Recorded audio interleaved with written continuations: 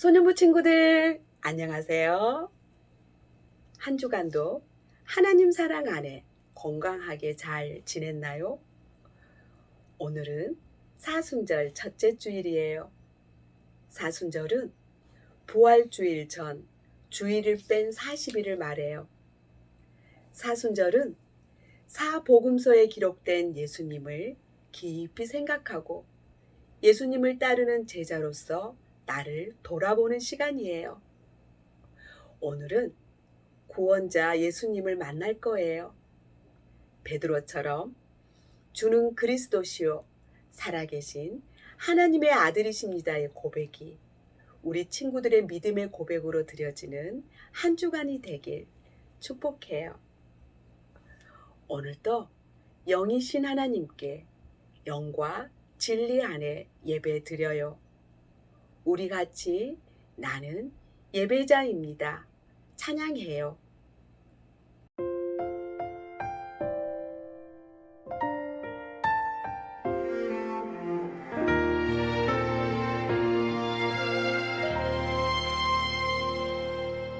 나는 하나님을 예배하는 예배자입니다.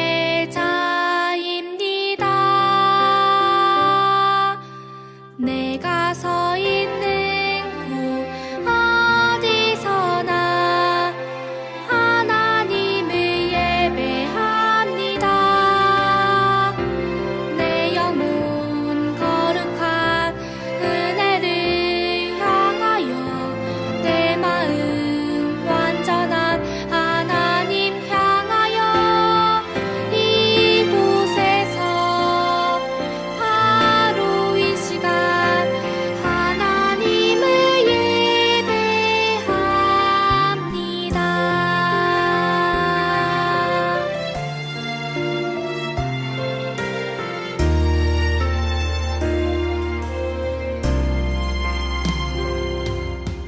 나는 하나님을 예배하는 예배자입니다.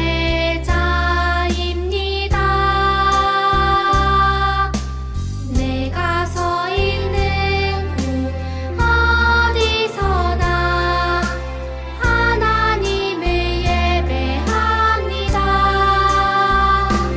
내 영혼 거룩한 은혜를 향하여 내 마음 완전한 하나님 향하여 이곳에서 바로 이 시간 하나님을 예배합니다.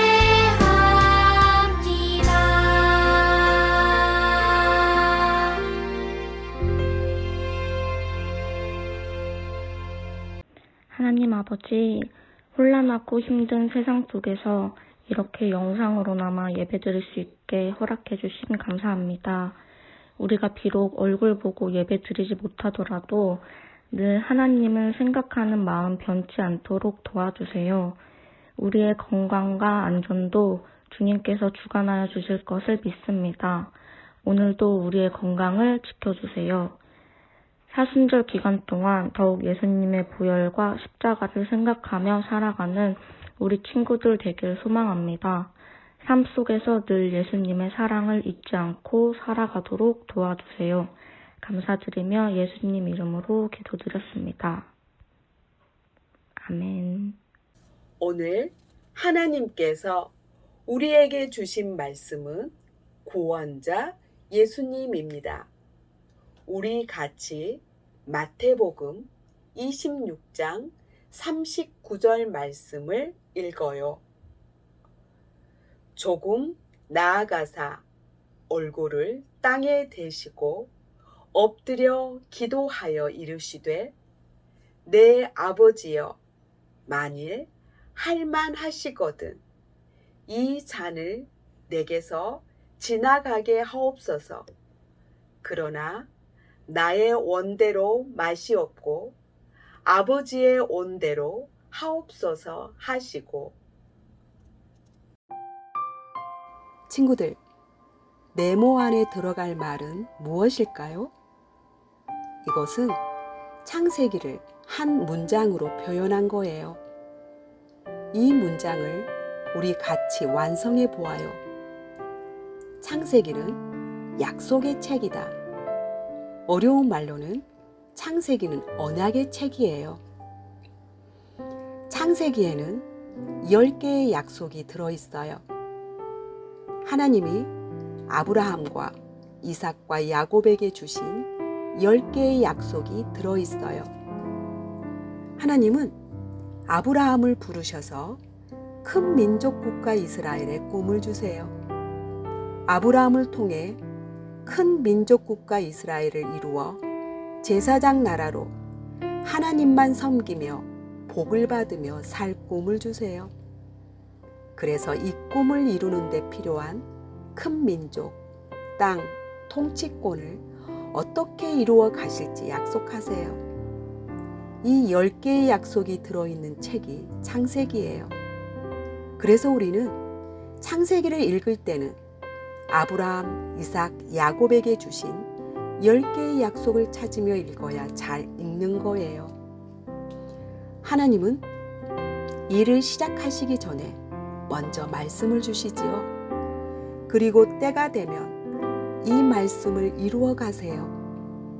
하나님은 아브라함과 이삭과 야곱에게 먼저 큰 민족 국가 이스라엘을 이루시겠다고 약속을 주시고 때가 되니 일을 시작하세요. 맨 먼저 큰 민족을 이루기 시작하세요. 하나님은 이 일을 위해 애굽 나라를 택하시고 우리가 잘 아는 요셉을 먼저 애굽으로 보내세요. 요셉을 통해 애굽에서 큰 민족을 이룰 터를 닦으러 먼저 보내세요. 그런데 우리 눈에 보이기로는 요셉은 형들에 의해 은 20에 팔려가지요. 보디발 장군의 집으로 종으로 팔려가지요. 요셉은 하나님의 온대한 계획 속에 하나님의 도구로 사용되고 있는 거예요. 아브라함과 이삭과 야곱에게 주신 큰 민족을 이루는 약속의 도구로 사용되고 있는 거예요. 그런데 요셉은 형들의 미움으로 애굽에 팔려갈 때 하나님의 도구로 사용되고 있음을 알았을까요? 하나의 퍼즐 조각이 되어 하나님의 계획을 맞춰가고 있음을 알았을까요? 몰랐지요. 그냥 형들에게 미움을 받고 팔려가는 거였지요. 그러니 얼마나 힘들었을까요? 해석이 안 되는 고난 속에서 얼마나 울었을까요? 얼마나 하나님을 붙잡았을까요? 우리의 삶도 요셉처럼 하나님의 뜻을 이루는 도구로 사용되고 있어요. 우리도 알지 못하는 방법으로 하나님은 우리를 통해 하나님의 뜻을 이루세요. 그러니 하나님이 우리를 부르실 때는 언제나 아멘으로 멋지게 사용되어요. 하나님은 요셉을 혼자 두지 않으세요. 고난 속에서 하나님의 뜻을 이루는 요셉을 고아처럼 버려두지 않으세요. 언제나 함께 하세요. 어디에 있든 은혜를 입혀주세요. 보디발 가정의 총무가 되게 하시고 감옥에서도 간수에게 은혜를 입게 하셔서 모든 일들을 맡아 처리하게 하세요. 결정적으로 하나님의 시간에 술 맡은 관원장에게 요셉을 생각나게 하셔서 바로의 꿈을 회몽하게 하지요. 그래서 성경은 말도 안 되게 우리가 보기에는 절망적인 상황임에도 요셉이 범사에 형통하대요. 형통한 자가 되었대요. 우리 눈에 보이는 것과 하나님이 보시는 것이 하늘과 땅 차이예요. 이것이 역설이지요. 우리에게는 절망이지만 하나님에게는 형통이에요. 왜요? 고난의 연속이지만 하나님이 함께 하셔서 하나님의 뜻이 이루어지고 있으니까 요셉이 형통인 거예요. 요셉이 종으로 살고 여주인의 누명을 쓰고 감옥에 갇히고 하는 모든 과정이 다 하나님의 뜻을 이루고 있으니까 요셉이 형통한 자인 거예요. 그런데 이런 말이 안 되는 역설의 상황 속에서 놀라운 것은 요셉이에요. 우리는 요셉이 나중에 이 모든 고난을 이겨내고 총리가 될 거라는 것을 알고 있지만 요셉은 아무것도 모르잖아요. 왜 팔려왔는지, 왜 누명을 쓰고 감옥에 갇히는지, 술 관원장은 왜 요셉을 잊었는지 아무것도 몰라요. 하나님 앞에서 몸부림치지만 해석이 안 돼요. 그런데도 요셉은 끝까지 성실하지요. 끝까지 하나님을 향한 신뢰를 버리지 않아요. 17살에 팔려 30살에 총리가 되기까지 13년이라는 기나긴 고난이 요셉은 해석이 안 되었지만 그럼에도 불구하고 그의 삶을 선하게 이끄실 하나님을 신뢰해요. 수없이 하나님을 향하여 원망할 수 있는 시간이었지만 요셉은 하나님을 향한 믿음을 지키지요. 그래서 하나님은 요셉을 총리가 되게 하세요. 하나님의 계획을 이루는 조연으로서의 마지막 클라이막스에 이루어질 총리가 되게 하시지요. 형들을 만나게 하시고 아버지 야곱을 만나게 하세요.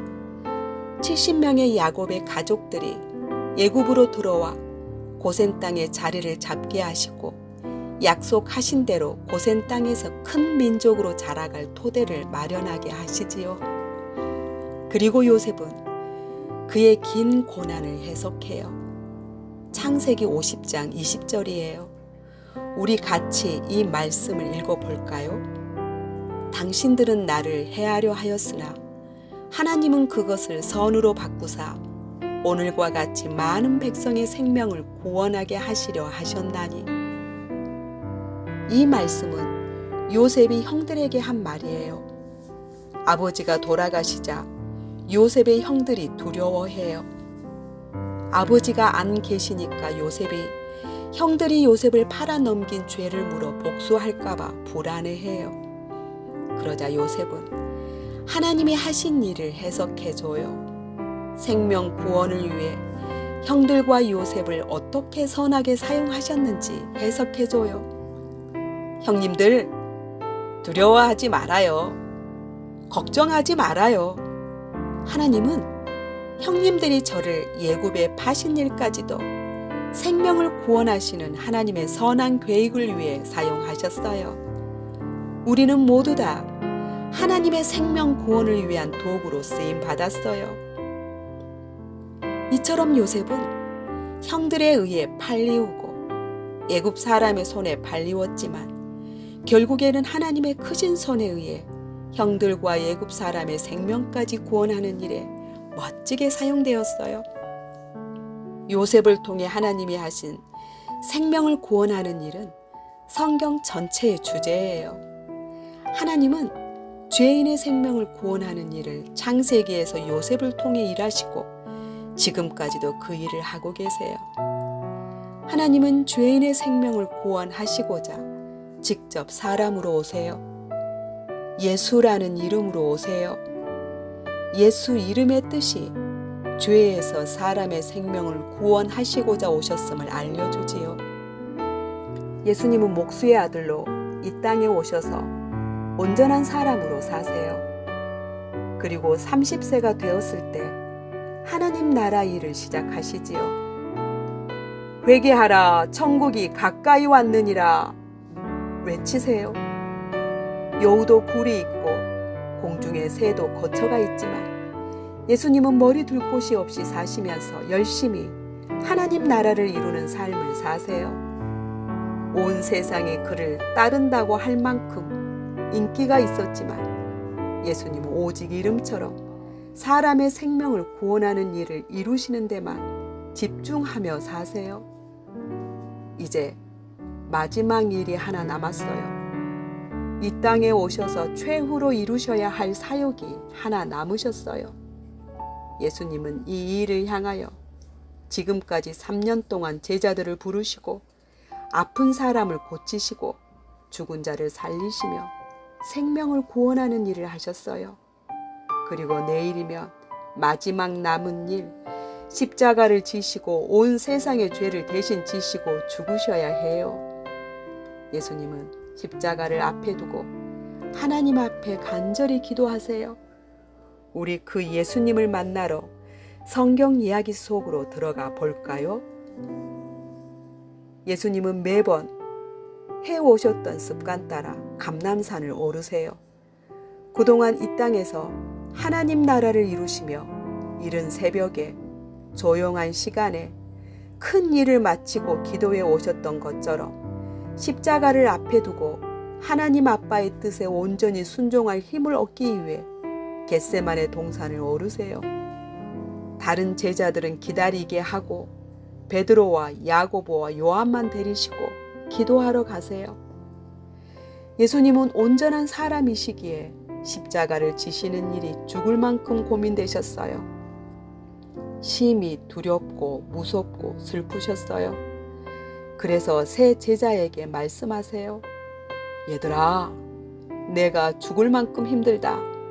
나와 함께 깨어 기도하자. 시험에 들지 않게 기도하자. 말씀하신 후 돌 던질 만큼 가까운 거리에서 간절히 기도하세요. 무릎을 꿇고 두 손을 모으고 기도하세요.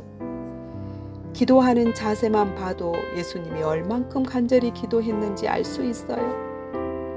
아빠 하나님, 하나님께는 모든 것이 가능하잖아요. 생명을 구원하는 길이 십자가뿐인가요? 만약 다른 방법이 있다면 십자가 지지 않게 해주세요. 그러나 내가 원하는 대로 하지 마시고 하나님이 원하시는 대로 해주세요. 예수님은 땀방울이 핏방울이 되도록 간절히 기도하세요. 그리고 기도하신 후에 제자들을 보러 오세요. 제자들은 깨어 기도하지 않고 자고 있어요. 베드로야, 자니? 시험에 들지 않게 1시간도 기도를 못하니? 기도하기를 원하지만 몸이 너무 피곤한 거로구나. 예수님은 제자들이 시험에 들지 않게 1시간만 깨어서 기도하기를 원하세요. 예수님을 배신하지 않고 떠나가지 않도록, 예수님이 십자가를 진다고 절망하지 않도록 1시간을 기도하기를 원하세요. 그런데 몸이 피곤하고 슬픔에 잠겨 기도하지 못하는 제자들을 안타까워하세요. 시험은 눈앞에 다가오는데 졸고 있으니 어떡해요?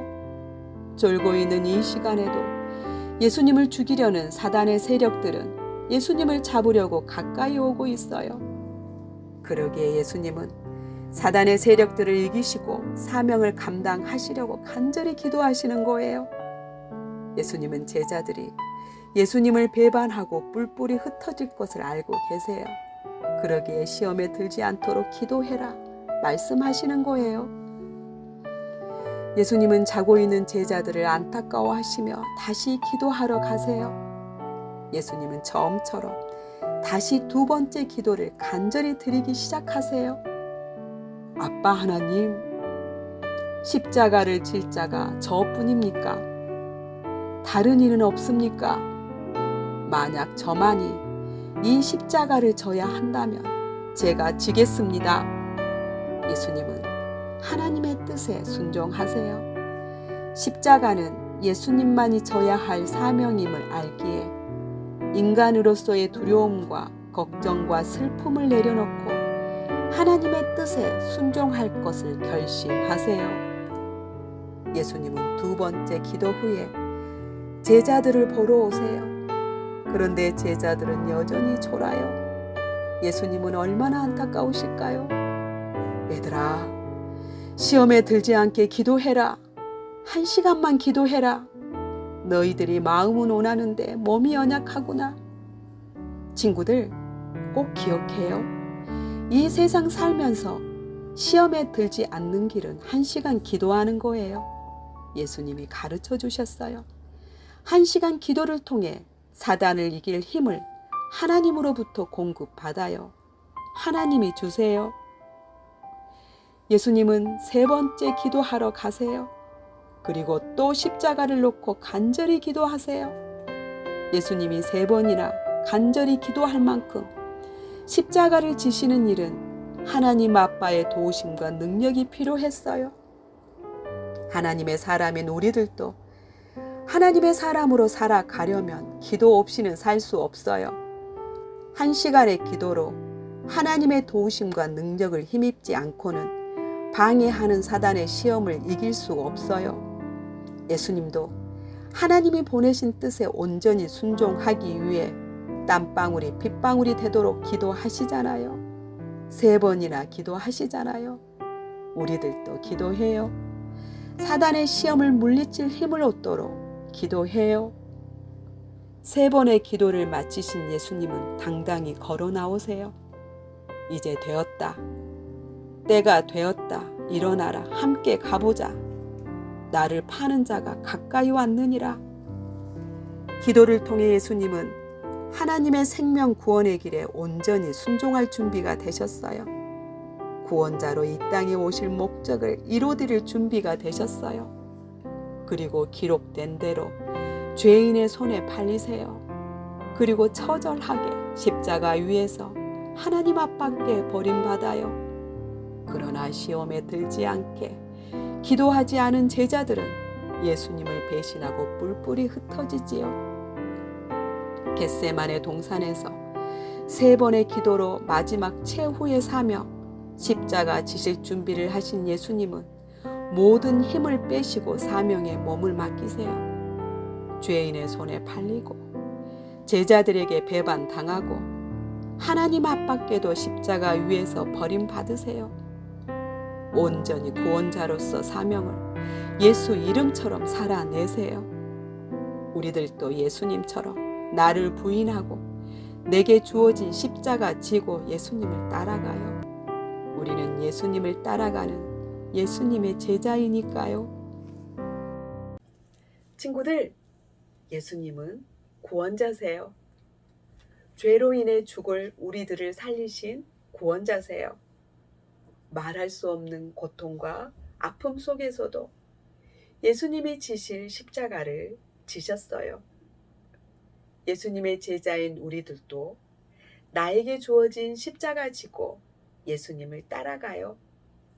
끝까지 예수님을 따르는 제자에게 주어질 새 하늘과 새 땅을 바라보며 예수님을 따라가는 예수님의 제자된 삶을 살아가는 우리 모든 소년부 친구들과 선생님들이 되시길 축복해요. 다 같이 기도할게요. 하나님, 하나님이신 예수님을 구원자로 보내주시고 생명의 길을 열어주시니 감사해요. 예수님만이 길이요 진리요 생명임을 고백해요. 예수님의 제자로서 예수님만을 보게 하시고 끝까지 예수님처럼 나에게 주어진 십자가 지고 예수님의 길을 걸어가는 우리 모두가 되도록 지켜주세요. 예수님 이름으로 기도합니다. 아멘.